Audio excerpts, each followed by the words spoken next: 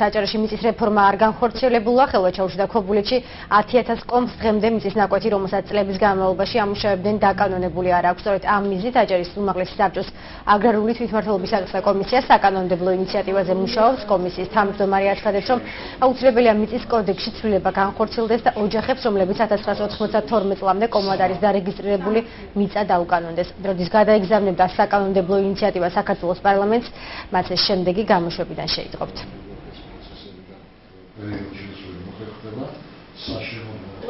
გაცვლებას იხოთ, რომ ზუსტად იკუთხით, რომ პრაქტიკულად უკვე გამიჯვნა მოხდა. ეს 20-22 წლის პროცესია, იყო სუბიექტური და ობიექტური მიზეზები, თუ რატომ გაჭიანურდა ეს საკითხი, განსაკუთრებით მწვავედ შეეხო ეს ქობულეთისა და ხელვაჩაურის რაიონის მაცხოვრებლებს და გადავწყვიტეთ, რომ საქართველოს მიწის კოდექსში შევიტანოთ ცვლილებები